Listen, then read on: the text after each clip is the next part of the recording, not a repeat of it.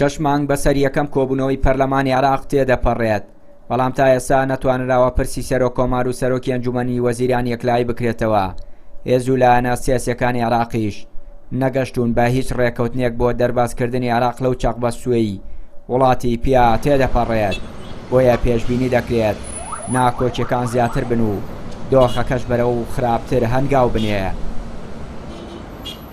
ئەوەی کە هەیە ئەم بارودۆخە بەڕاستی بارودۆخێکی نالەبارە و لە بەرژەوەندی خەڵک نییە بە شێوەیەکی گشتی و دەکرێت بارودۆخێکی نالەبار دروست بێت لە قۆناغی داهاتووە بە حکمی ئەوەی کە بۆشاییەکی ئیداری هەیە، بۆشاییەکی سیاسی هەیە و وڵاتە ئەقلیمیەکان دەستێوەردانەکەن لە ناو بارودۆخی عێراقا. ئەمە واکات هەڵوەشانەوێک دروست بێت لە ڕووی کۆمەڵایەتی و لە ڕووی سیاسیەوە مجتەمەعی عێراقی بەرەو داڕوخانە ڕوات ئەگەر بە هەمان ڕیتم بڕوە و ئەوەشمان لەبیر نەچێت کە لە ڕووی ئەمنیشەوە ئێستا یعنی توانین بڵین گروپی داعش خوان بەهێزەکەن و استقلالی ئەم بارودۆخاکەن کە عێراق تایەتی. بۆیە بە شێوەیەکی گشتی ئەتوانین بڵین عێراق بەرەو ئاقارێکی خراپە ڕوات. گەرچی کۆبوونەوە هەوڵەکان بۆ ڕێکەوتن و چارەسەری کێشەکان لە بەغداد بەردەوامن، بەڵام بە هۆی نەبوونی متمانە لە نێوان هێز و لایەنە سیاسیەکان هەنگاوەکان ناگەنە ئەنجام. هەر بۆیە چاودێران مەترسیان هەیە دۆخەکە ڕوو لە ئاڵۆزی زیاتر و تێکچوونی دۆخی ئەمنی بێت و دوجار لایەنەکان بۆ یەکلاییکردنەوەی کێشەکان پەنا بەرنە بەرململانەی چەکداری.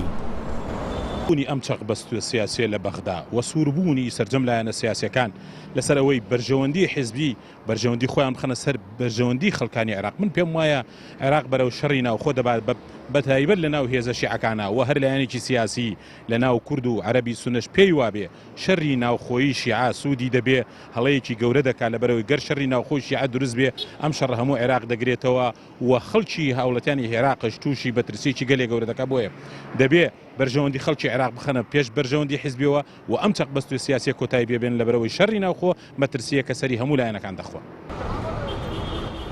لە کاتێکدا عێراقیەکان بەدەست نەبوونی خزمەتگوزاری سەرەتایەکان دەناڵێنن کەچی هێز و لایەنە سیاسیەکان بەهۆی بەرژەوەندی سیاسی و حزبی خەریکە دۆخەکە ئاڵۆزتر دەکەن.